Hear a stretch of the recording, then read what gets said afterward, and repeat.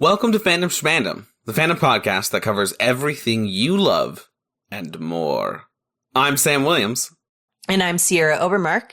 Today's episode, we will be melodiously maundering about Stranger Things Season 4, episodes 5 through 8. Without further ado, we will, as Roger Smith says, dive on in. So get up to 88 because it is time to travel back to our story recap. Episode 5. The agent was dead to begin with. That's a Dickens reference. Sorry. Merry Christmas or July. We don't know when you're listening to this. But in actuality, of the two special agents guarding Will, Mike, and Jonathan, one is captured and the other is now dead. But before he died, he gave the crew the coordinates to Nina, which they think is a girl, but the audience knows is a giant machine made to bring Eleven's powers back online. At 6'3", 120 pounds, it's Dr. Papa Brenner. He's come back to help Eleven work through some memories and get the ball rolling on flipping her proverbial power switch back on. Joyce and Murray, who were betrayed recently by a man named Yuri, overcome him and crash his plane, but survive because plot armor? Hopper waxes poetic about death, his daughter, and feeling cursed to his new friend enemy, Enzo/Dimitri. But most importantly, our Scooby-Doobies have figured out that in the Upside Down, Vecna exists in the old murder mansion, and they can track him using lights, like Joyce did with Will in Season 1. Oh, but Jason and the Argonauts have found Eddie, and they follow him out into the lake. And did I mention that one of the basketball players, Patrick, has been having nosebleeds and visions of a clock? I'm sure he'll be okay. Episode 6, he is, in fact, and say it with me now, Dead. Cue the Obermark. Dun dun dun. Jason is questioned and realizes the police do not believe his story that the devil has killed Patrick. Jason makes a rousing speech to get the whole town to hate Eddie and hunt him. What no one realizes is that down in the depths of the lake, right below where Patrick was killed, a gate has opened. The evil side of the U.S. government is torturing the other secret agent, who they captured, to find and kill Eleven. Eleven is a danger to no one, for she's agreed to work with Papa to get her powers back, and finds her memory self talking with a kindly orderly who is definitely not important and super not the origin story we are looking for in Vecna. But he's kind to Eleven now, when all the other kids bully her. The Desert Crew, Mike, Argyle, Will, and Jonathan, have driven to Utah to meet Dustin's techie girlfriend, Susie, who helps them find where the exact coordinates of Nina are. Murray and Joyce use Yuri to break into the Russian prison, while Hopper and Enzo have been sentenced to death by Demogorgon. Hopper stages a fake fight with Enzo to grab a lighter off a guard because, lest we all forget, fire is the demo's only weakness. The Scooby-Doobies figure out a gate must have opened up in the lake, and the older teens, Eddie, Steve, Nancy, and Robin, go out on the lake to confirm said water gate. But cops arrive, and Max, Lucas, and Dustin distract them, as Steve is grabbed by a tentacle and plunged into the Upside Down, where fun little bats try to kill him. Episode 7. But they can't kill him, for Nancy, Robin, and Eddie arrive to save the day, lose where the gate is, and run away from more bat swarms. But no matter, because Eleven is on her way to save... Wait, no, she's not. She's still stuck in memory land, trying to get her powers back on. She keeps diving into these memories about kids bullying her and planning to kill her. You know, childhood. But Vecna/Henry/One has a plan to get Eleven out of there. One and Brenner both know Eleven is more powerful than any of them, and they both have ulterior motives. She escapes with One and takes out his implant chip, which Brenner can explode. But it turns out that it was an inhibitor chip, which stopped One from using his mind powers. This enables One to go on a great, joyous, happy, murdering rampage of many children before trying to tell Eleven that he is Vecna all along, and also He wants her to help him reform the whole world in his image, which she doesn't really like, and then they fight, and then she sends him to the Upside Down, and now we're all caught up. Hopper hatches a plan to fight the Demogorgon back in Russia, which kind of works, and Murray and Joyce infiltrate the base, freeing Hopper finally, which also kind of works. The young half of our Scoobs must find a way to help the older half of the Doobs stuck in the Upside Down. The older Doobs need weapons, so they head to Nancy's room in the Upside Down, because in real life she has guns in her room, but they aren't there. Instead, Nancy figures out that the Upside Down Hawkins version was created the day Will went missing, the day Elle created the gate in Season 1. By using lights and electricity, the Scoobs are able to relay that there is another gate in Eddie's trailer. The Doobs rush there, only for Vecna to grab Nancy, making us feel like Nancy, not Max, will be one of Vecna's next victims. Oh, and you know who literally isn't in this episode at all? Argyle, Jonathan, Will, and Mike. Episode 8. After Nancy sees Vecna's origin story, he shows her his plan, opening a giant gate to Hawkins. Hopper, Murray, Yuri, and Joyce escape the Russian base and find Katinka, their ride home. Eleven has her powers back after remembering how she created Vecna, and they seemed to power up a bit. Maybe. She can lift an 11,000-ton tank with her mind. That's definitely more than a van. But Eleven has now made psychic one-way contact with her friends, and they are in dire trouble. She wants to leave. Dr. Sam says yes. Brenner says absolutely not and stops her, only for the evil side of the U.S. military to show up and try and kill everyone. But here comes Mike, Will, Jonathan, and Argyle bearing the flag of the show's worst storyline, finally making themselves relevant again and saving Eleven from a sniper. They need to get to Hawkins to save Max. Why? Well, Nancy relays Vecna's plan to the Scooby-Doobs, a giant gate in Army, essentially Armageddon. They hatch a plan to kill Vecna. They need to get Vecna to remote travel to kill his next victim. He'll go into a trance, and then they can kill him in the Upside Down. But they need to control the timing of this, so Max offers herself up as bait. And off we go into the finale. Hopper, Joyce, and Murray, plus Enzo and Yuri, trying to fly back from Russia. Mike, Eleven, Jonathan, Will, and Argyle driving back to Hawkins, and the Scooby-Doobies marching into the murder mansion to offer up Max so they have a chance to kill Vecna. Ooh. Breathe, everybody. We'll get through this together. Just hold our proverbial hands. Yes, it's okay. Here we go. Well, friends, find your donut holes. It's time for our Knives Out category, where we sleuth out which 3 storylines are the most vital to pay attention to out of everything we just discussed. Yeah, okay, so the 3 are the Creel House in the Upside Down, aka the Hawkins crew, the Scooby-Doobies. Number 2, Eleven's powers, which seem important. And number 3, From Russia with Love, again. So, our first storyline, the Creel House in the Upside Down. Max draws Vecna's mind palace after she gets back, and Nancy realizes that it is Victor Creel's house. They go and explore the house, and using lights, they find where Vecna is, and now they can tell when he is using his powers to kill. They go and they meet up with Eddie, who unfortunately was present for yet another death. And while they are all getting together, there's a town hall meeting where all of the kids become suspects in these murders because of their connection with Eddie and Hellfire Club. While this is happening, they figure out everything about Vecna, how he works. Dustin figures out that there is a gate at each kill site because of the changes in the electromagnetic field. His compass is malfunctioning again.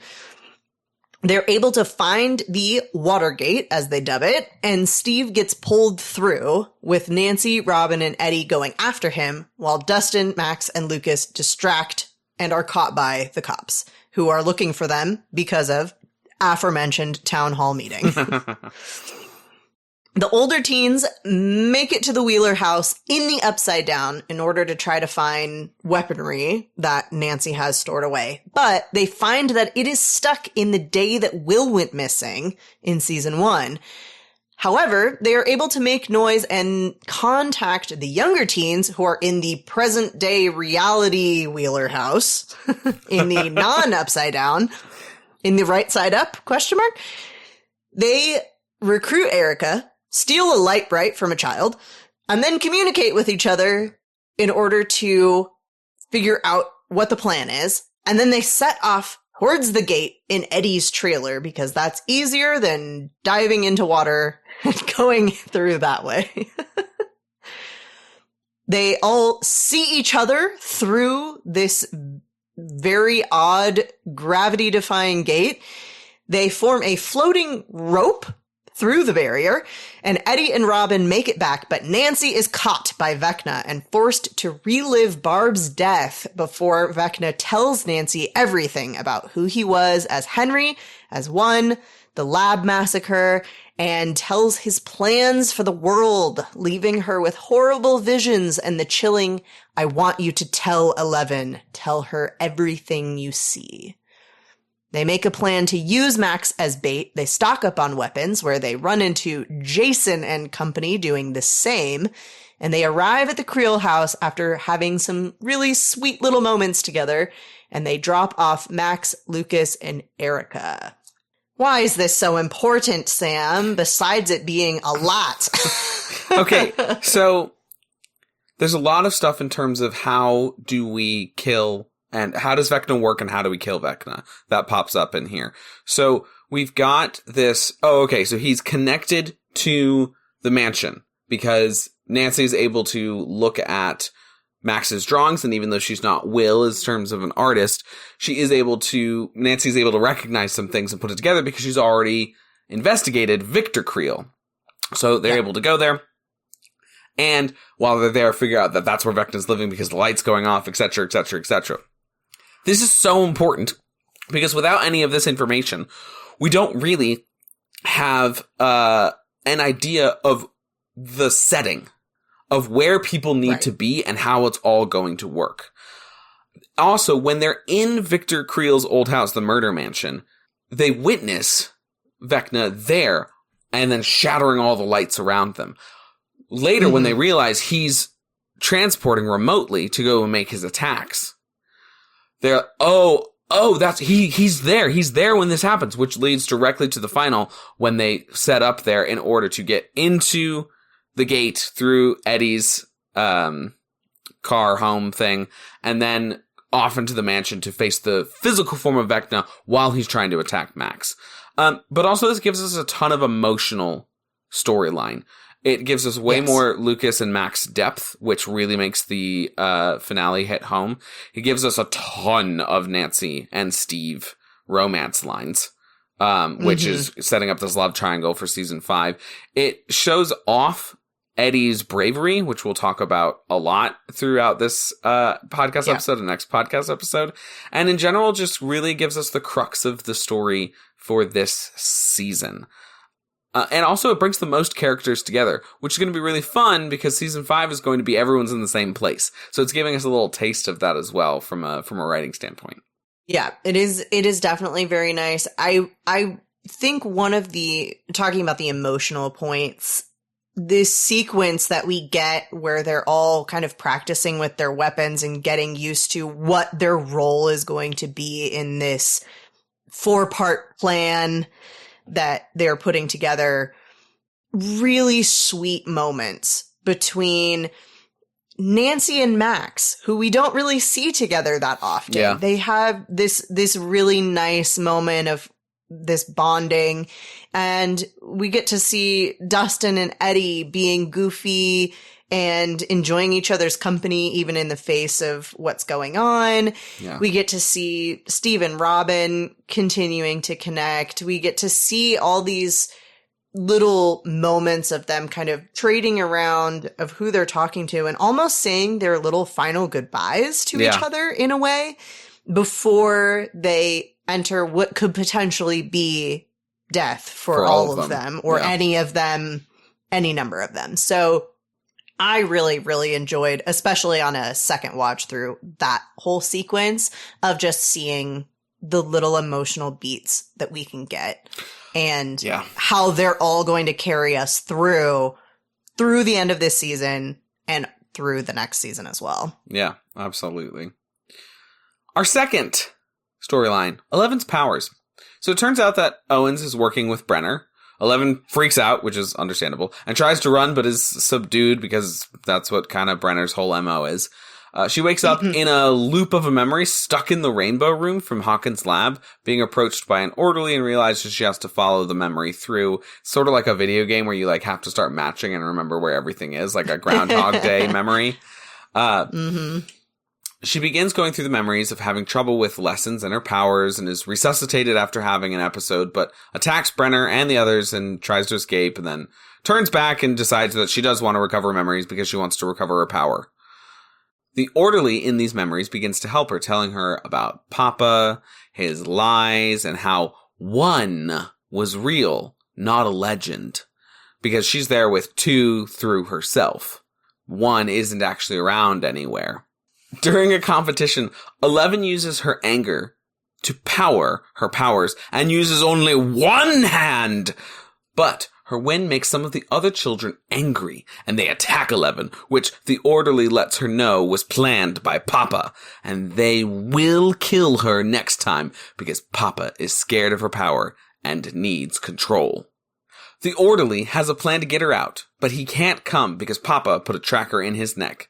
She removes the tracker, only for him to realize that he is one during their escape. He tells 11 to stay, but after time and screaming, she investigates to find out that he has killed everyone. As the memory one is telling his story to 11, at the same time, Nancy is hearing Vecna tell the exact same thing to her. 11 refuses to join one in the memories and in the past, and they fight, her blasting him into the Upside Down, creating him anew as Vecna. 11 wakes in the real world and tests her powers, finding out that her friends are in danger. But Papa doesn't think she's ready, as one has been gaining power this whole time. Owen says it is her choice, but Brenner chains up Owen and tries to make 11 stay by explaining they were searching for the Soviets, not Henry, which 11 calls him out on. He knocks her out and collars her just as the military arrives and kills everyone, including Brenner, who is shot trying to get 11 and him out. 11 brings down a helicopter using two hands just as the California boys arrive, and in his last moments, Brenner releases the collar, asking her to understand why he did it, and that it was all to protect her. They leave to get back to Hawkins tonight, otherwise all their friends will die. So, Sierra, why is this important? Why do we care? Important. I think there's two main reasons for this plotline. One is more of the backstory of Vecna. Yeah. Because while Nancy is getting a lot of information, it is also an unreliable narrator because he doesn't tell her the full story. Yeah, totally. And he does make it seem like 11 caused the massacre and 11 was the one who killed all of the people in the lab. Whereas when we get it from 11's own memories, we are seeing much more of the reality of the situation, that it was one, he's the one who lost control and went on this rampage. And also we get a little bit more of his mindset as one, not as Henry. Yeah. Because while he is the same person, Henry 1 Vecna, it's a different stage in his life that we're getting a little bit more backstory on. Mm-hmm. So together, they create the full story of who Vecna is.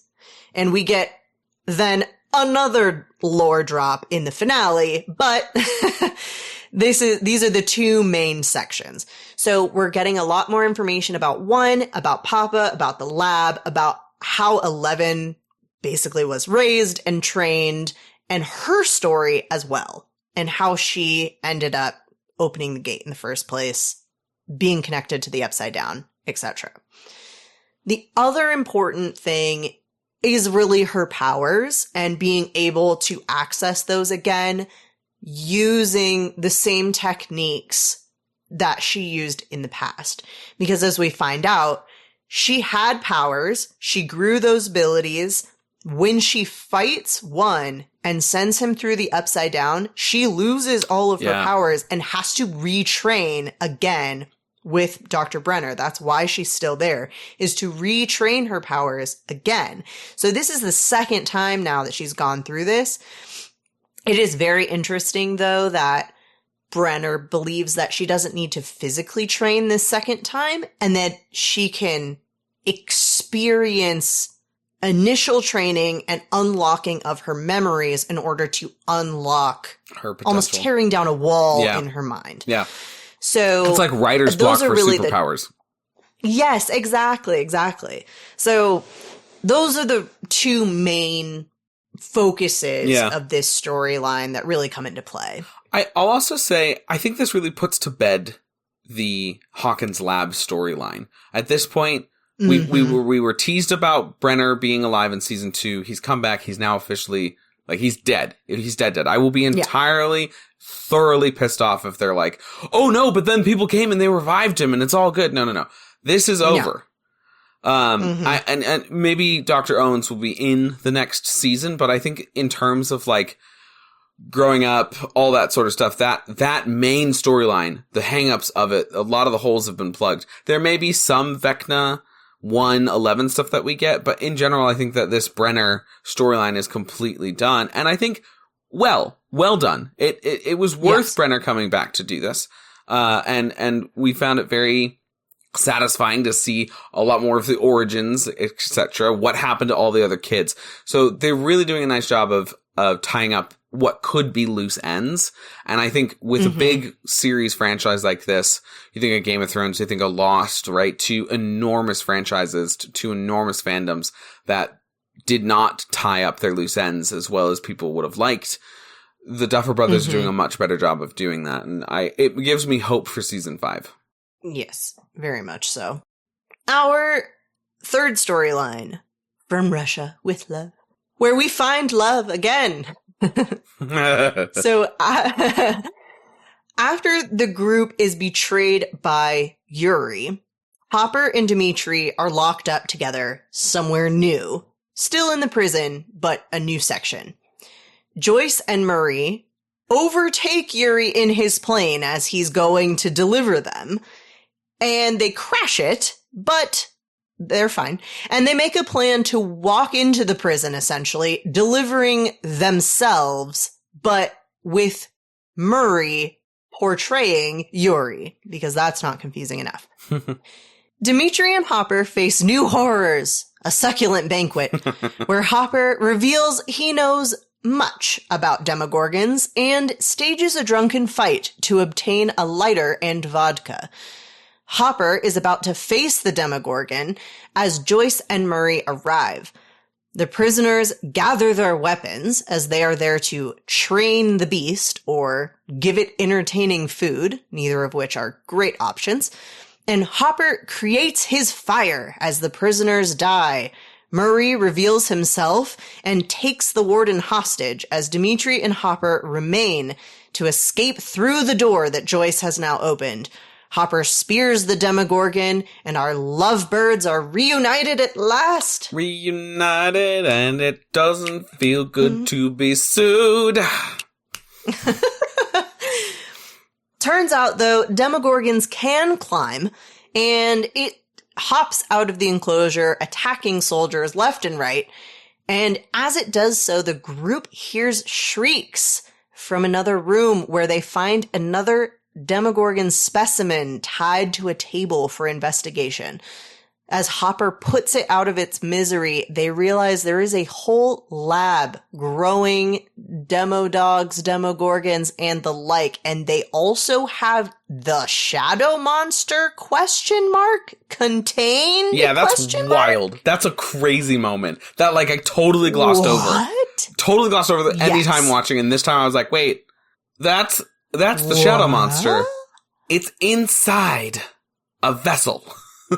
Yes. So many questions. They do gloss over this as well and escape through a tunnel and drive off while threatening Yuri to please fix up his helicopter, aka Katinka, and take them back to America. Yeah. Whew. Okay, so there's Not a a lot, but a lot. Not a lot, but a lot, certainly. I think the not a lot is the fact that a lot of this storyline is used for two different things. Hopper action, so like action star moments where we're doing like a Bruce Willis, we're doing a Rambo, we're doing a sort of Harrison Ford, where he has action adventure moments of battling the beast as the hero.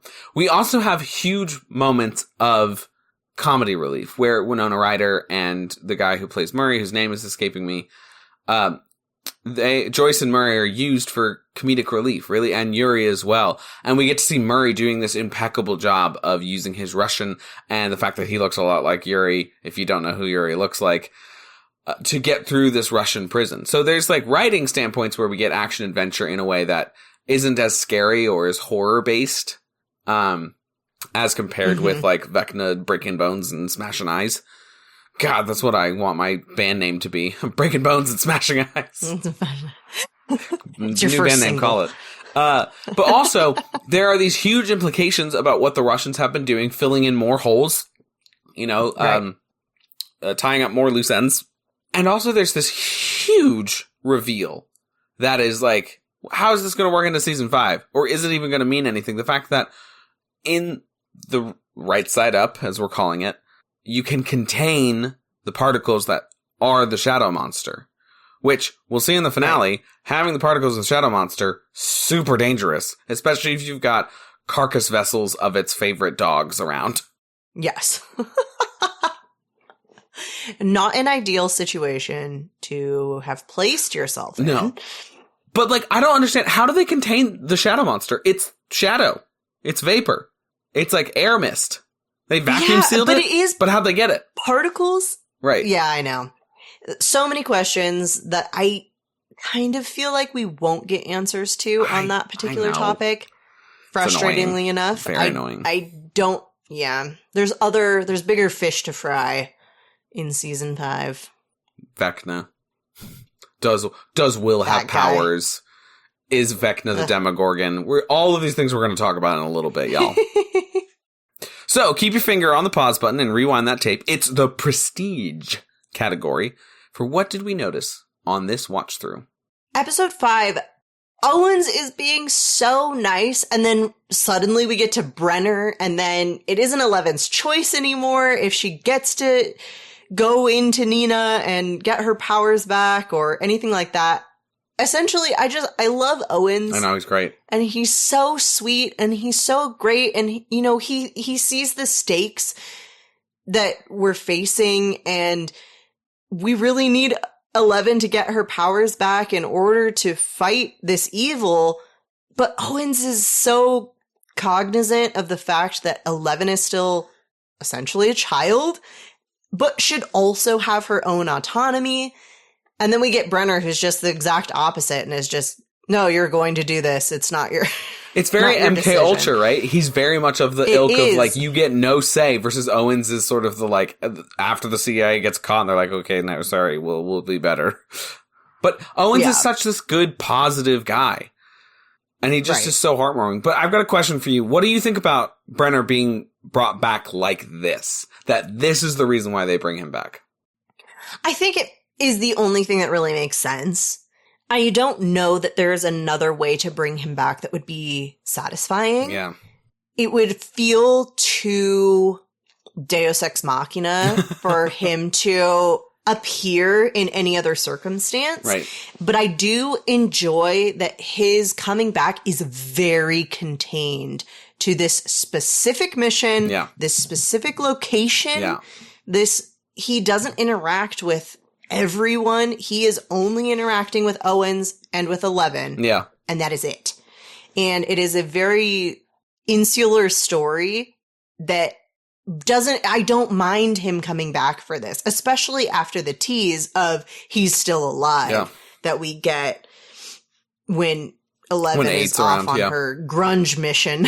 Yeah, in So- Chicago. Yeah. So I do like that we came back around to him. I think that he is a very interesting character. And I do like that he gets this moment. Yeah. I do. I was thinking a lot about what would be, because the first time I watched this, I remembered being like, this doesn't live up to the hype of Brenner as this really evil dude from season 1, and then you get this tease, and you feel like it's, I don't know, it feels akin to like if Scar came back, only to give Simba some lessons about being king. And like, Yeah. I don't know that Brenner's storyline here ever reaches like the heights that I was expecting in the first watch, but I also think it would be too melodramatic if he like came back to take down 11 with his own number 12 or whatever. Like, you start to get very Smallville, very Monster of the Week, very like old television deal. I think it would do that. Yeah. So I like the way he comes back, and you make a really excellent point. I think it's super important that he's just with Ellen Owens in this one spot doing this one thing, and then they kill him off. Mm-hmm. Also, did we say cue the Obermark for Brenner? No, and we didn't say it for the agent at the beginning either. Okay, so pour one out. Cue the Obermark for Howard. Or Hammer, whatever his Dun name dun is. dun. So a really good eulogy, whatever his name is. And then cue the Obermark for Brenner. Dun dun dun. Thank you. Excellent.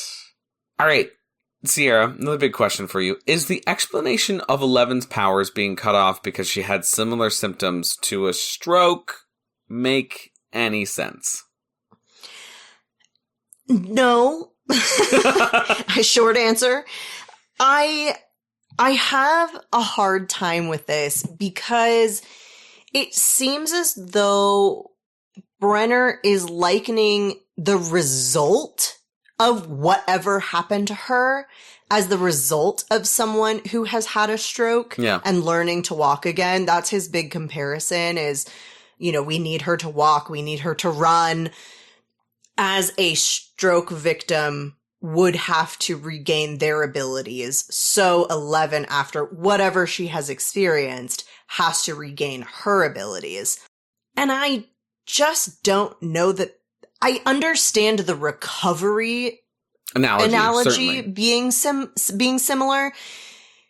I just have a hard time with the cause still, because I still don't feel that it's really explained, because I think that when he's doing his stroke analogy, it's really about the recovery Yeah. and still not about how we got here to begin with. We still don't really understand. Is it some mental injury? Is it some physical injury? Her unlocking these memories is what unlocks her powers, but she didn't have these memories before the fight Right. with the Mind the Flayer. Mind Flayer. So it doesn't fully connect in my head how we got here. I think that's my problem as well, is like, so he likens it to a stroke victim needing to recover. And I get that her brain is the source of her power, right? It's the same with Vecna. Right. It's brain. And so if you're saying a stroke is the cutoff of blood to your brain, you can see how, okay, that might short circuit her powers and she needs a reboot. But without directly saying, hey, the numbers on your chart indicate that you had a stroke-like event for you, which, because your brain is so powerful, it was able to survive your normal functions but cut off your brain. I need like a more overt explanation like that than what we got. Because what we got is, it's like a stroke for your recovery, but her powers aren't blood-based, and the Mind Flayer's little gulag slippery substance thing was in her leg. It never seemed like Elle was giving any of the symptoms of a stroke victim. Yeah. There was no slurred speech. There was no sagging of one side of the face. There was no any of this stuff that you're taught to look for stroke victims. Right. So I just need a better sort of meet cue of why her power stopped. Yes. Yeah, I agree. I think it's a tricky subject there. And I think the reason why you and I are harping on this so much is because the show does a fairly good job with all of its science. Right. And so it's just really, this major plot point just ends up feeling a little contrived. And this is the type of stuff that regular watchers who don't like deep diving and just like watching and taking it in, which is a totally great way to to do TV. Oh, yeah. And saves you a lot of aches and pains. But if you're just doing that, this is the type of stuff that maybe you're not vocalizing, but that bothers you. Mm-hmm. Inconsistency and predictability, I feel like, are the two layman's biggest problems with shows and fandoms and stuff like this. And this is it feels a little inconsistent. This is a big enough question to make everybody go, but I guess, if maybe they are trusting the audience to just be like, yep, got it. Yeah, it's true. We could be diving too deep. Also, kind of still with Brenner and Owens and 11, there's this image when Brenner knocks her out and she's laying in his arms and Owens and the others are standing around. I couldn't help but notice that it seems like a painting almost. Yeah, it's really good triptych. Not triptych. Yeah, it's this tableau. Yes. It's this really almost beautiful imagery that we're getting, and kind of this romantic style of how she's laying sprawled in his lap in his arms, and then everyone else is kind of watching and gathered around. And there's a moment later that I think it mirrors as well, which is in Brenner's death, and I'll get there when we get to that moment in this noticing, but it is a very interesting tidbit for me as an art person. Absolutely. So, continuing with these individuals, as someone who very much cares about their hair, waking up to find it gone would be absolutely horrifying to me. That is abuse right there. The absolute rest of it notwithstanding, that in and of itself is horrible. Yeah, really Especially since she's had her hair cut and now she's had the freedom to grow it out for the last 2.5, 3 years that we've been with her. And she clearly wants to have it grown out. And that would be just terrible. It's such a moment of horror realization about, like, I'm back here against my will. Again, that MK Ultra sort of reverberating through. Mm-hmm. Yeah. And another moment, just kind of my last touch on the Nina sequence. The moment when 11 kind of accepts what she's going to be doing and she says, Papa, and then he says, daughter. I felt it lackluster, and I think that it's because it would be more impactful if Millie Bobby Brown was actually 14 years old. If we didn't take 9 time. years to make this. Exactly, and not an adult playing a 14-year-old, or, you know what, an older teen playing a 14-year-old. I can't remember exactly how old she was at the time, but I just, some of these moments I feel like would have been so good had that age really been shown. And maybe that was a moment I don't know. I mean, because we get all the young 11, and so it makes it very obvious to me when we're missing a young 11 moment. I really feel that there were a lot of people throughout season 3. I mean, even starting in season 2. Oh, the kids are so much older, but it didn't really seem to bother the zeitgeist in season 2. Season 3, you heard a lot about it, but it really didn't bother me at all for season 3. No. They were still clearly younger than Billy, who was the main villain in that show. They weren't around people like adults as much. And you know, Hopper and Joyce are clearly much older and age appropriate. But season 4, there's such a dramatic difference. And because they aged down Vecna compared to what he should be, so he should be, that character should be around 36, 37 years old. The real actor is about 33 years old. Millie Bobby Brown is around 18 years old. She should be 14. So instead of seeing this like 27-year difference, you're seeing in reality a 13-year difference. It's a huge deal. And it is. You can see it with Brenner too. Like it's, I think Millie Bobby Brown delivers that line really well. But it's kind of like in the NBA, you can't teach height. In acting, you can't teach youth. Age? Yeah. Yeah. Mm-hmm. Although as much as Definitely. Death Becomes Her, or whatever that movie is with Meryl Streep, where they try and go back in time with their looks. Mm-hmm. Oh, man. My last few things just on episode 5, watching it back, one of them is just, these are just noticings of people that I do not understand.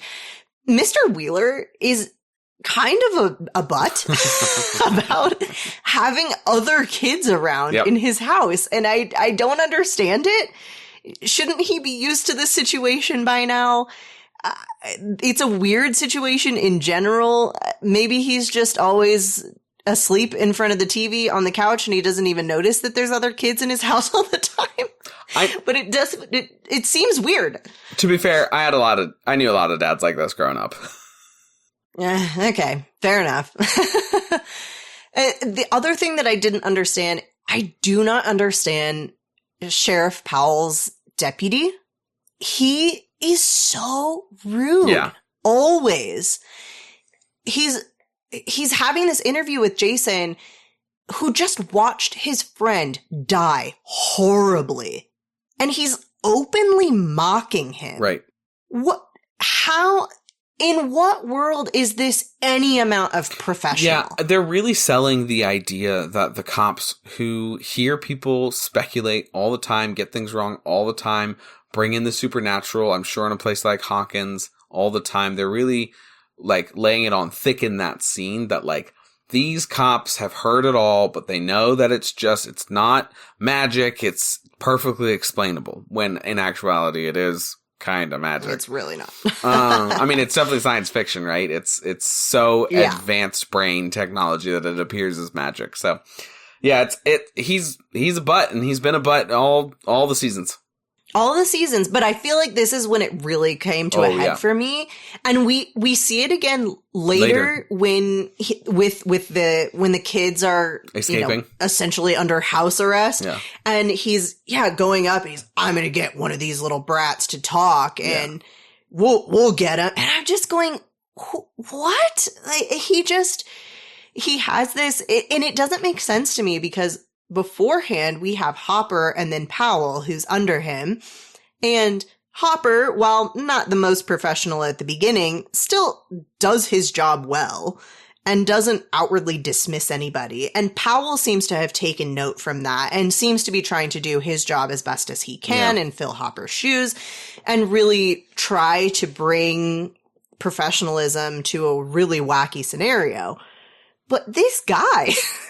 I think he doesn't respect. I think he doesn't respect Powell that much, and he respected Hopper. It still doesn't track though, because Hopper, I don't think would have tolerated that behavior either. But I don't think Hopper would have. But right now, I think that's what this guy's personality has kind of been under the surface, and that Hopper is keeping him in check.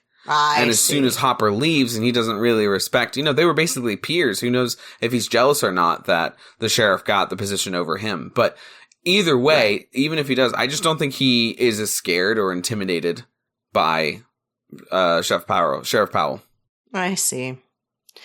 I don't like it, but I see it. Episode 6.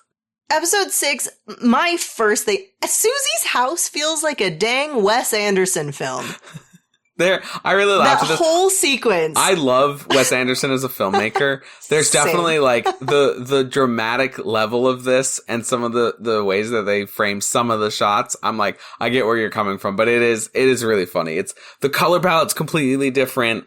The way that they're sequencing things is different. It's fun. It's really fun. Mm-hmm. I loved it. I think it's fascinating that we delve a bit more into religion in this season. We got a little bit of it in season 3, just with Susie's character and the Mormons. And then in this one, we've got Susie, sort of, praying with Jesus or making sure that Jesus turns a blind eye. But also we get Jason selling that this is devil worship, that how can you defeat him if you don't believe in the devil, that sort of stuff, which he doesn't really realize that he's saying the exact right thing, just about the wrong person. If you don't believe that Vecna is real, how are you going to defeat him? Which he doesn't defeat him at all. Right. In fact, he helps him. because he's not paying attention to the right thing. But it's a really interesting commentary on religion as a whole from the Duffer Brothers, and I think it's a fun add-in to the season. Mm-hmm. Definitely. I also love the imagery. There's a lot of really interesting imagery just in these sequence of episodes, but the imagery when the Scoobies or the Doobies in the Upside Down are running their hands through the lights, the Doobs, when they're running their hands through the lights in such a grim, awful place, it is so beautiful. And I love just that ethereal quality that we get from a place that we usually only see gray and red and those dark and dingy colors. And it's just gorgeous. Yeah. The effect that they play there. Well, quick way to remember, the Doobs are down. I love it. The Doobs are down. Speaking of down, I don't understand how we have reverse gravity now. Because Hopper dropping down into the tunnels, the kids going down into the tunnels, and the soldiers going through the gate, and all the times that we've seen the Upside Down previously and people walking in there, they haven't had to then crawl on the ceiling floor to get where they're going. It's all the same and they just drop straight down or they walk straight in. And any of the other times we've seen it the Upside Down, it hasn't actually been upside down. Yeah. So I have speculations. All of season 1's gates, portals, were parallel to you. You could walk straight into them. They were on a wall or in a tree. There weren't any that were on a floor or on a ceiling. Mm-hmm. The ones that are on a floor or on a ceiling, yeah. So are you climbing up into it? Or how does that work? Etc. Right? Especially when it's the lake one makes a little bit more sense to me. You got dragged down and then you have to, it's not like you're going to keep going down into the lake on the other side. It's going to be the other side of the surface. The above one kind of like messes with my brains, especially because they don't really explain it. Dustin just goes, according to my calculations. And then he busts the towel through or the sheet through. But I think it's just because we haven't seen it yet, because the Upside Down that we get to in season 2 is not the actual Upside Down. It's an infected area of the Upside Down. There's only one gate. And this is the roots of things moving through from the gate into the rest of Hawkins. So it's not actually the Upside Down. Fair. It's a mixture of the two. It's what I think we're going to see more of in season 5, where the whole town becomes just a lot more like the Upside Down. So I hear your frustrations. It's the first time we see it. It just kind of happens, and it's a great visual. That's why it's there. Yeah, it's contrived for the visual, but I think there's also a little bit of a way to justify it. Yeah, well, because also, why is the gate on the ceiling to begin with? Because it should really be on the floor. Right? Why does it go on the ceiling when it's not like Chrissy was killed on the ceiling? She rose up in the air, but so did Patrick. So shouldn't the gate be in the sky? And so did Fred. Right. Yeah. Yeah, true. Dear Lord. I wrote this one down and then realized my error. I wrote, how is Steve's flashlight working underwater? And then I looked a little closer and I was like, oh, he wrapped it in a plastic grocery bag. Which and is the way that I read that and snorted, because totally plastic grocery bag. But like, that's how you keep it safe from rain, not submerging it in water. Exactly. Nailed it. I believe a Ziploc. I wouldn't. Dear Lord. I believe it more than a plastic grocery bag. Yeah, that's true. I would believe a Ziploc over a stupid plastic. Dear Lord. I gotta ask you, as a person who wears a scarf more frequently, because I live in California and it's way too hot most of the year to wear a scarf. When diving into water, why did Nancy not take her scarf off? Yeah, that doesn't make sense to me, because doesn't she take off her jacket? Yes. So she takes her jacket off, but not her scarf. The scarf, I would take my scarf off before I take my jacket off. I gotta for sure. I gotta think that it's a costuming thing where the actress needed that cover for something. Maybe there was an injury or a mark of some sort that she needed covered up. But, like, why not? Or they just really wanted her to have the scarf like the later. big flowy scarf in the water shot? Maybe. I really... It doesn't make sense. It's just as weird as Kylo Ren's, like injury belt in Last Jedi. Yeah.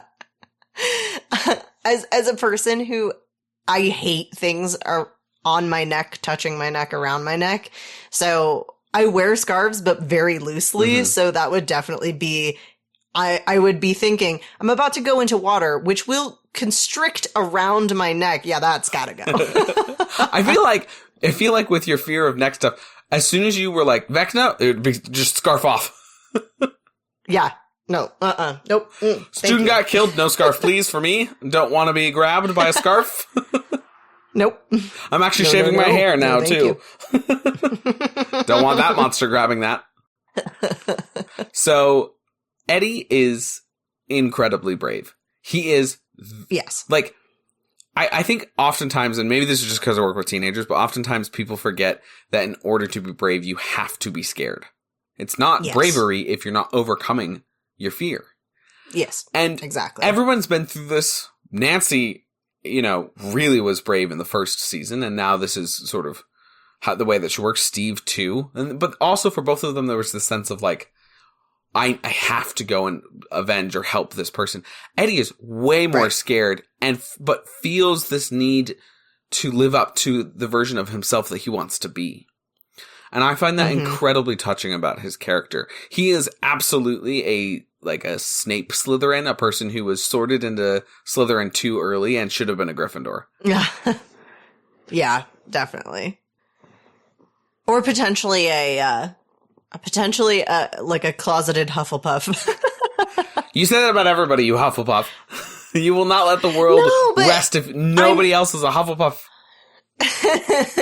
No, I'm thinking more of just his wanting to, his whole thing with Dustin is like, you have to be so true. this is the flock, like this is the sheep. You have to collect these people who have nowhere else to go. You have to be there for them. And I feel like that's it's a Gryffindor thing too, as well, but it's a very Hufflepuff type. We'll take the lot. Lastly, this is a moment where Lucas and Dustin and Max are on the shores of the lake as the Dubes have gone off, the older teens have gone off, and they're looking through binoculars, one of the boys. And Steve is just taking off his shirt to go diving, and I think Lucas says something along the lines of like, wow, when did Steve get so hairy? And Dustin's like, I know, I keep telling him he's got to control that beast, but he says the ladies love it. And Max comes over to Lucas and is like, let me see, and just takes the binoculars and keeps staring.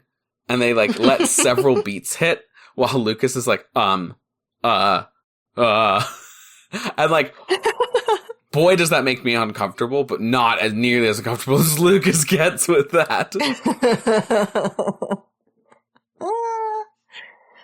I think it's really just there for the humor of it. And also because Max just has to push Lucas's buttons. Like, as much as she really cares about him, I think there's a little part of her that kind of wants to, hey, I could go somewhere else. Totally. But it's back to her previous season, sometimes you just gotta break up with them. Yeah, totally. Dump his ass. So that's so true. I think it is a little moment of like old Max coming back. Just in the teasing quality. But it's great. Yeah. Episode 7. So Brenner tells 11 in the memory flashback, if you allow anger or emotion to invade your thoughts, you will fail. He says this to all of the kids as they're about to enter the competition. However, 11 only succeeds when she uses anger and emotion, kind of on one's instruction.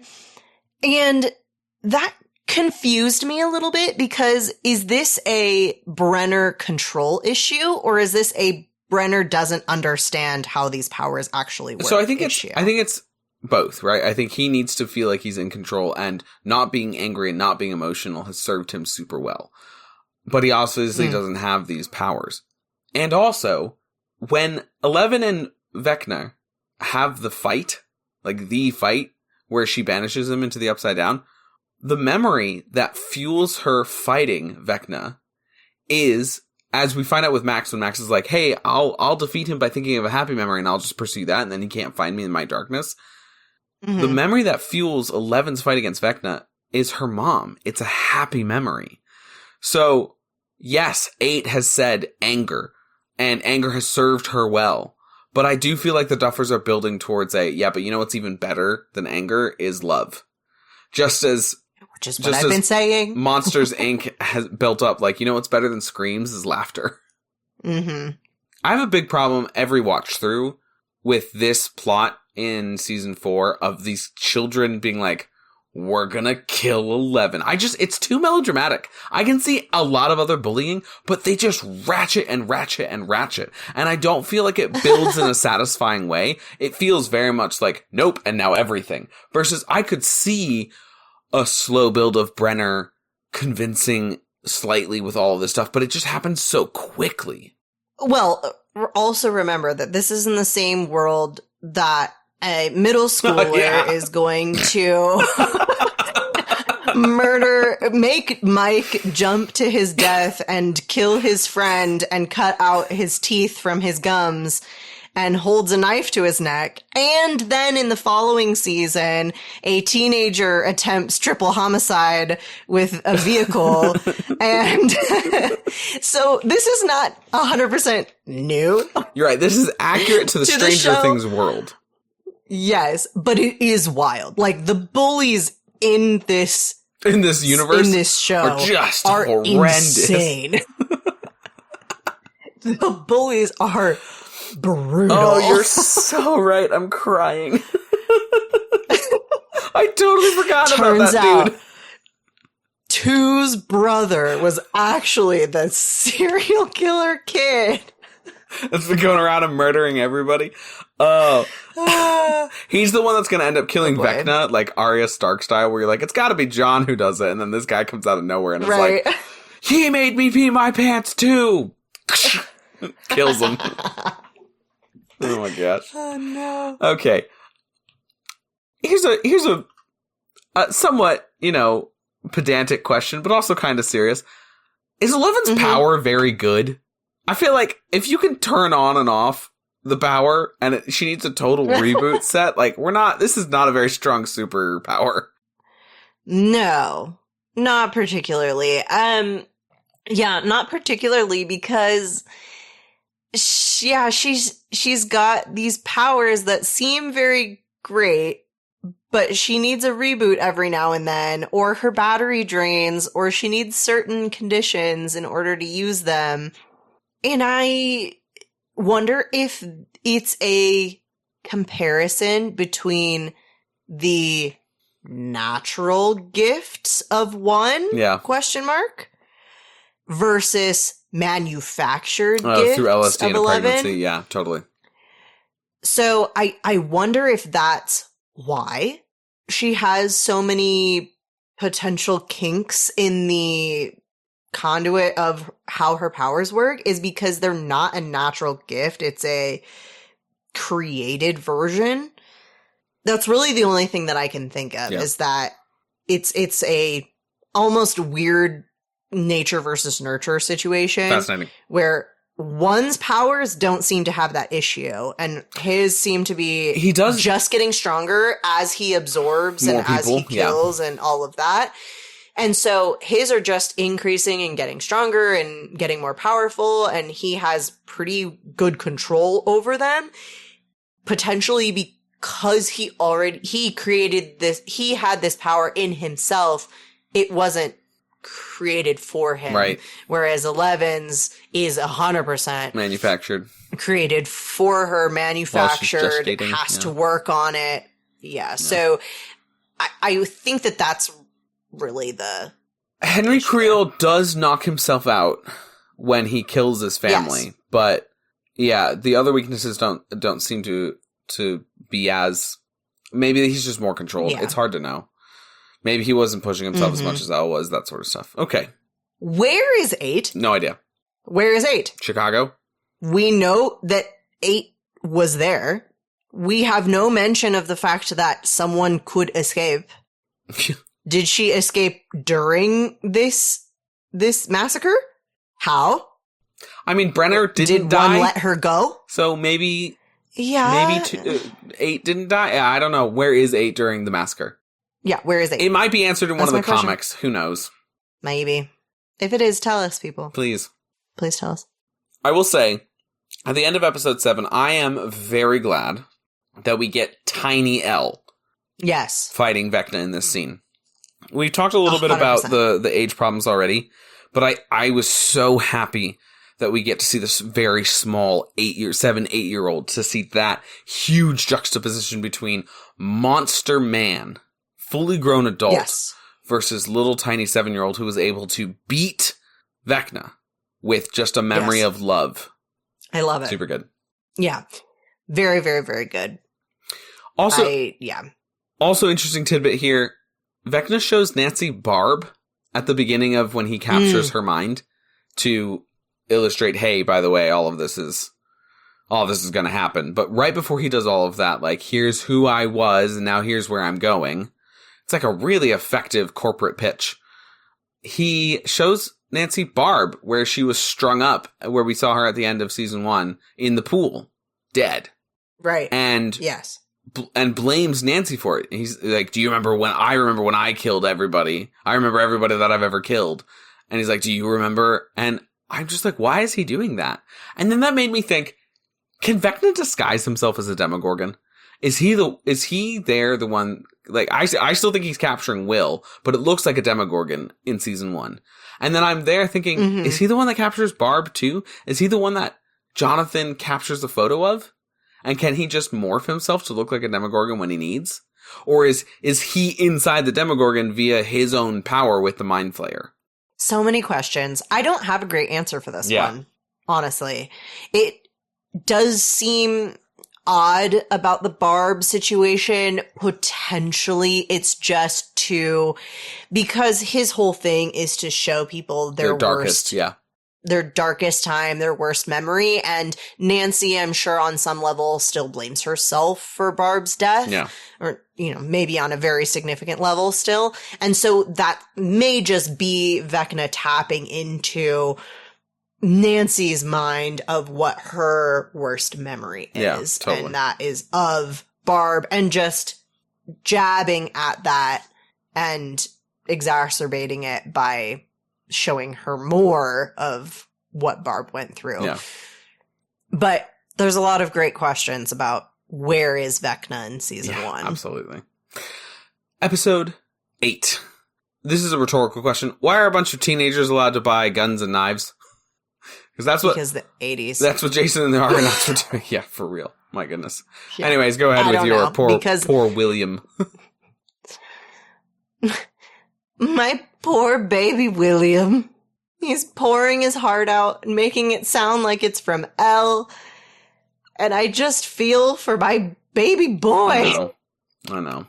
I do think good on Jonathan for recognizing what is going on, though. That is some serious good intuition and acknowledgement of what his brother's going through. And it got me thinking that maybe he'll be the one to kind of pull Will back to reality from whatever is going to happen to him in season 5. Totally.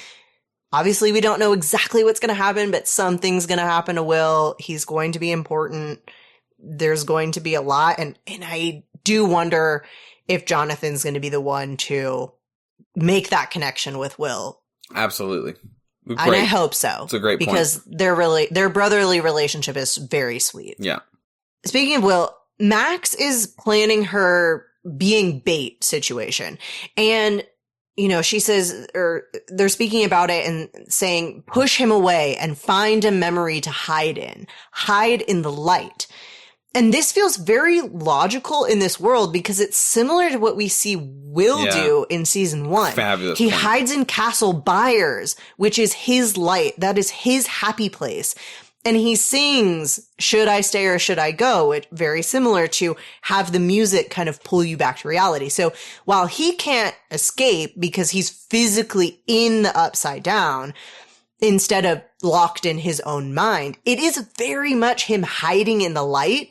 And so I really like this idea of, push him away, find a memory, find a happy place, hide in the light, because he's always going to go for your deepest, darkest, worst memory. Yeah. And so if you focus on the good, he can't find you there.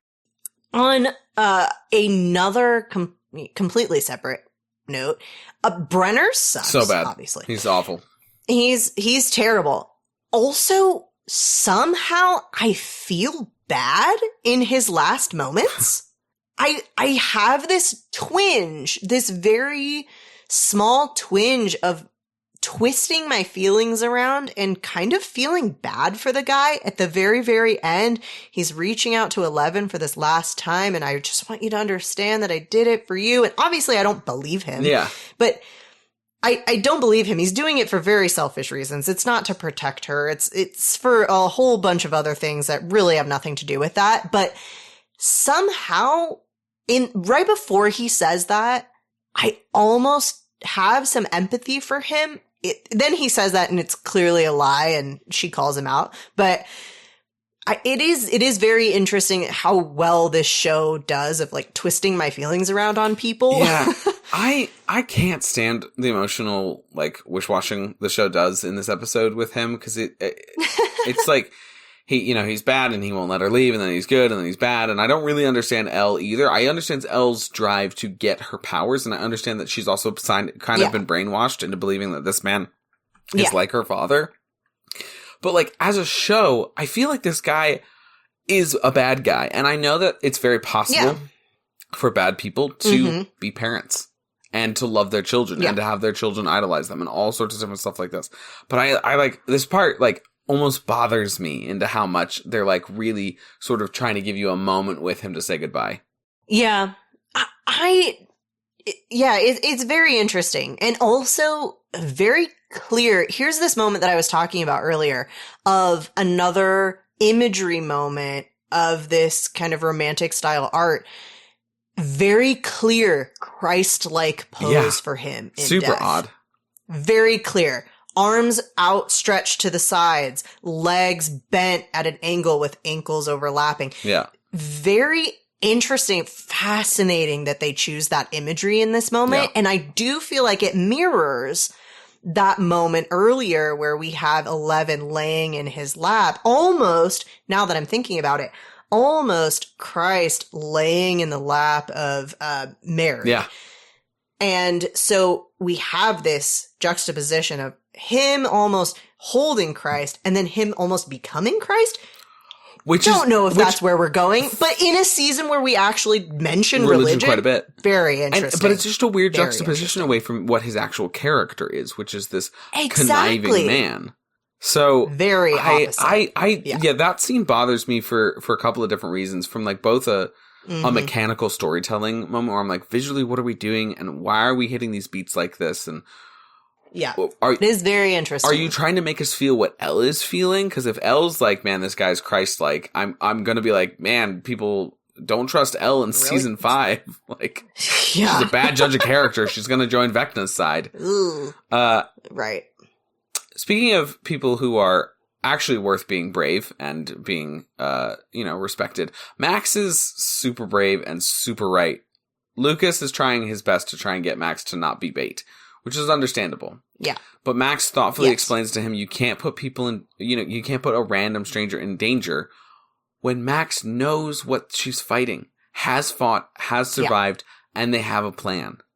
Right. And it's not like they can just survive, follow somebody else. And that's so right. And she's so good. And boy, I love her so much as a character. She's just so great to be in the presence of when we watch things. Mm-hmm. Conversely, while they're in the car, Max and Lucas are talking. Steve is professing his desire to have 6 kids in life. And he's professing it to Nancy, which is wild. They've been having romantic feelings for each other this whole time. They've had moments of sexual tension. And then he's like, yeah, so I want like 6 kids, babe. I mean, not with you, with anybody named Nancy.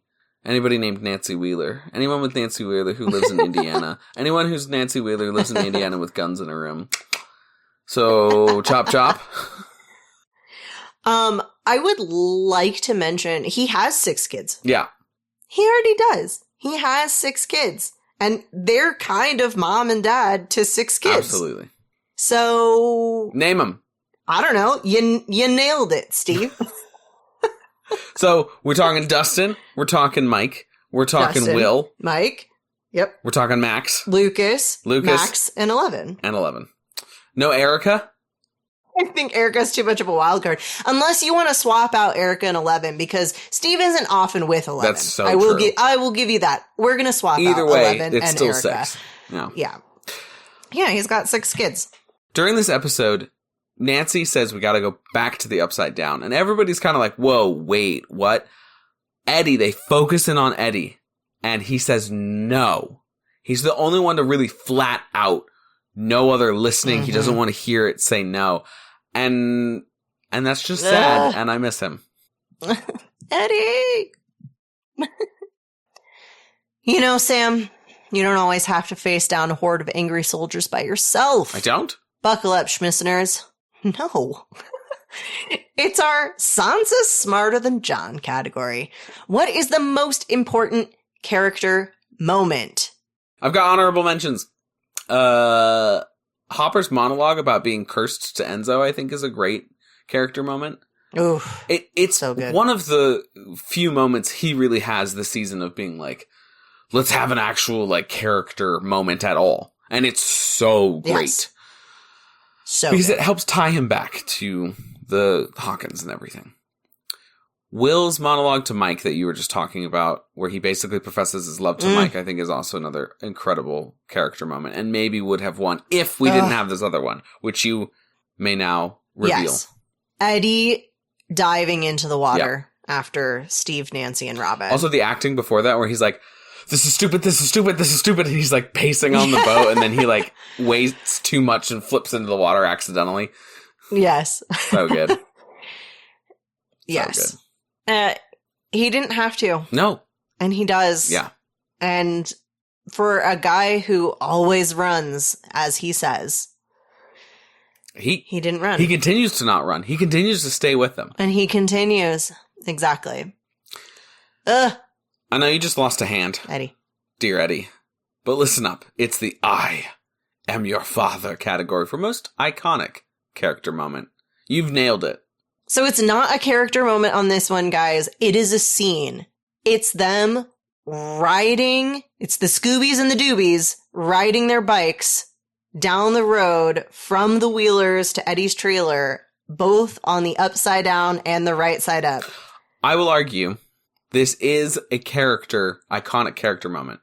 Because the bikes are essentially characters in Stranger Things at this point. And this is their one moment. It is an awesome. Oh my gosh! It's like just as good as when Hopper jumps into the tunnel and then it flips upside down.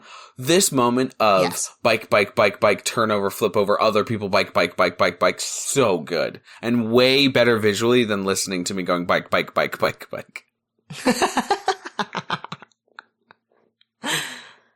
Everybody, sit down. It's time for our I Am Iron Man. Most iconic and most important scene category. There's one choice. 11 blasting 1 into the upside down and his Vecna transformation. Yeah, couldn't be anything else. It's that. Because you get it from both Nancy's perspective and 11's perspective. It's really cool. And it also comes with way crazy amount of information. So crack open that encyclopedia. As Elijah Wood once said, no, how could we have known? Where we discuss the most important information disseminated to the fandom over these 4 episodes. The Hawkins version of the Upside Down was created the day Will disappeared and the day Elle opened the gate. That's huge information. A huge, like, people have been asking, when did this start? Like, does it mirror where, like, okay, so they built a new building and so now this exists in the Upside Down? Because we never got to see the Starcourt Mall as an upside down location. That was never a thing. But no, it turns out it's the day that Will goes missing. The day that 11 creates the gate. Now, I have a theory for season 5 that I've come up with after thinking about this a lot. My theory is that it is not Vecna who imprints Hawkins into the Upside Down, and it's not Eleven that does it. I think it's Will. I think when Will goes there, he's got powers. I'm convinced of that at this point. And he may be way more powerful than either of them, and his subconscious started taking over the Upside Down more than Vecna's could. Interesting. Yeah. I don't know if I'm right, but it's a theory that I like it. Yeah. Great. I like the theory. I do really like it. We'll see. We'll see. We shall see. Then we shall see. Then we shall know. Keep your horses safe. It's the I'm gonna make him an offer he can't refuse. Your line readings get better and better. Best lines. Thank you. Thank you. I'm working on it. Good. I was wrong this whole time. I wasn't cursed. I am the curse. It's a great one. That's from Hopper's whole spiel. Ugh, so good. A comedy one here. Is black not the highest color? When Murray says he has a black belt and then says that he can't fight somebody, and Joyce is like, is black not the highest color? So good. Another really impactful one. How do you expect to stop the devil if you don't believe he's real? Right. We talked about this one with Jason. Yeah. I wrote this one down and I legitimately don't remember who says it. I think it's Yuri or Murray. One of the two. But it's bada bada boom. It's a great memory for the line for not having remembered it. Yes. Then we have, I know what it's like to be different, to be alone in this world. Ugh. Which I believe was 1 to 11 in the memories, before revealing the dark himself as time, one. before the Empire. Music. We need music. This is music. Oh man, okay. This one might be it for me. I have this one as well. It's just Eddie Munson's delivery of this is so music. funny. It's the emphasis. It's how much he's like disdaining of all the popular Bowie, Madonna, the Beatles. He's just such disdaining of that. And he's got all this metal stuff and he's just like shaking the cassette in her face. So good. So funny. You heard her. Keys. Map. Let's go. It's Murray. From Murray. You continues to have great lines. Yeah, absolutely. You took like all the lines that I was going to do with the exception of this one. This is Eddie Munson when he's first in the Upside Down. And he goes, so this place is like Hawkins but with monsters and shit. And Nancy just goes, pretty much. that's all the explanation that Eddie so needs. Good. It's so good. I love how just matter of fact Eddie is about everything. Yeah. Like, they explain this wild, insane story to him, and he's just like, got it. Okay, cool. So, bad dude in people's minds. All right. Got it. This is Hawkins, but with monsters. Cool. Check. Moving on. Love it. Dust off that card deck and get ready to shuffle. It's our Joker category for who is the MVP of this episode. All right, so I've got 2 honorable mentions. Murray, he does a lot of Russian speaking. He gets them into the base. Mm-hmm. He's the reason why Hopper's alive. Yep. Also Hopper. Yes. He just, in general, does a lot in his little action-adventure setting. There's a lot of physical things that man does constantly throughout these episodes. Yes. Both of them are... As not fat anymore, Rambo. Yeah, not fat anymore, Rambo. What was that scientist's name? Alexi. Oh, thanks, Alexi. Rest in peace, bud. But they're off the podium. The podium to me is a mixture of it's either Steve, Nancy, Dustin, or Max. And I'll go through them in order of who I think is fourth to first. So I'll give you my winner last. Steve. Okay, he explores the lake. He confirms the gate. He protects everybody. Yep. He's emotionally brave. He also, survives a choking out by a bat with its tail. Yeah. Nancy. isn't overcome by Vecna's attack, doesn't lose her head, and is able to provide the information that he gives her and help form the Vecna plan. Hugely important. And jumps immediately after Steve to go save him. Very much so.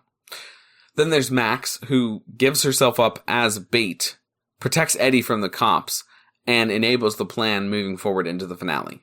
Yeah, there's a lot. But then there's the guy who really does it for me in these 4 episodes. His name is the serial killer of Hawkins. This 12-year-old boy. No. Dustin figures out using electricity to communicate with the Doobies in the Upside Down, remembering how Will did it, theorizes Watergate and Motorhome Gate, and confirms it with the help of everybody else, and gets everybody out of the Upside Down who's stuck there. Then also points out Eleven's remote travel limitations, and that is the catalyst for their plan with using Max as bait to go and kill Vecna. Definitely. It's Dustin, right? Yeah, he really puts it all together. Yeah, it has to be. He puts it all together. He is the linchpin in all of the big discovery moments. Yeah. And yeah, he nails it. All of these episodes end up being sort of, how do you get to the plan for the finale, which is how television works. And in a show like this, he is the person who really is doing the heavy lifting on the plans. Once we actually get to the plan, he does like diddly squat. But unfortunately, yes. Yeah, unfortunately, yes. But also, I would put up here for LVP, that would be the least valuable player, would be Mike for these 4 episodes. I think you could make a legitimate... no other season, as much as I would like to do it for any other season, no other seasons or episodes that we've done could you put him remotely near into the LVP conversation. But Argyle, Jonathan, and William, and Mike over these 4 episodes are all like, what are we doing, kids? Yes.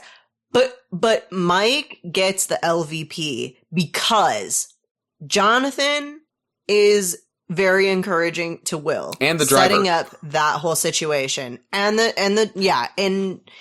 driver, and he's calming Argyle, and he's handling all of these things. Will is bolstering Mike and is having these big emotional moments and is having these connections and having Mike understand that he's the heart and all of these things. Totally. Argyle can pinpoint military tire tread wildly, and essentially is the one who like finds Nina and gets them there, and has a few little moments where he's actually helpful. But Mike whines and freaks out and has to be helped along.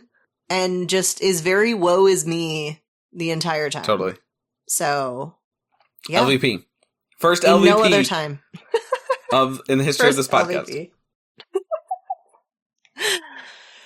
Clean your evil lair and get ready for I was the turkey all along category. What is the biggest takeaway viewers should leave with in preparation for season 5? Vecna is one, lest we forget. Yep. Who kills people through their own mind, like Freddy Krueger in dreams, but it's in their mind this time, not just their dreams. And he absorbs everything about them. Also, in addition to what we said last episode, he wants to make the world in his own way, and 11 stopped him. After he killed all the other numbers except 8, he asks 11 to join him. She refuses, and she beats him in a fight with her love memory, banishing 1/Henry to the Upside Down and creating Vecna. Yeah. Awesome. I mean, Yeah, that's that. Enough said. We've done it. Yep. Dearest boyfriends, it's me, Ask Aragog, your local dating advice columnist. Today's public service announcement is about creating lasting long-distance relationships. If you're going to attempt one, please don't lie about where you're applying for college, the reason that you can't come during spring break, and what you've been doing with your life for 12 months. Ignore me at your own peril. For your scarf-wearing, gun-wielding journalist girlfriend may be swooned by a hairy-chested, well-groomed babysitter who lavishly lathers her with dreams of 6 children. 6 children. Thank you, dear listener schmissners, for listening to this episode of Fandom Schmandom. If you'd like to discuss this episode or any other episode we've done, please hit us up on our social media channels. You can find us on TikTok and Instagram at Fandom Schmandom Pod and on X at Fandom_Schmandom. Please don't forget to rate and review us if you liked the episode. It really helps the algorithm place us in front of other like-minded schmissioners out there. And with that, we're out, y'all. Don't forget to tip your water gates and your trailer gates. Fare thee well. Fandom Schmandom was created by Sam Williams and Sierra Obermark. The show is produced by Aurelia Lieb. The editor is Brittany Fisher. The music is by Jeremiah Alves.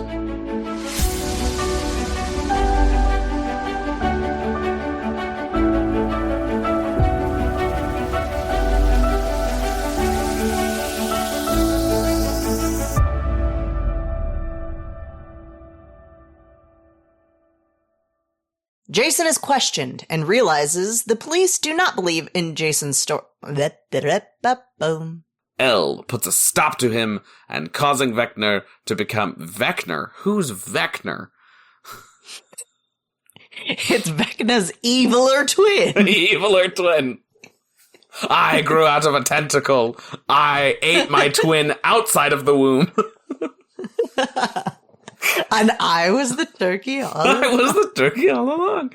Okay, let me start that off again. Which stopped I was the one tentacle all along. To succinct it this less, words happened. to succinct this to what? To Less. What? Kill me. Okay. To succinct this less. That's the slogan of Fandom Schmandom. It's the tagline. To succinct this less. You thought we were going to make this more succinct. No, we're doing it less so for you. It will be really confusing and convoluted. Oh boy. Okay. I like also that both of us have gone into, recently on the pods, every time we mess up words, we just go into Big Hero 6 mode. Blah, blah, blah, blah. Yeah. But her win makes some of the other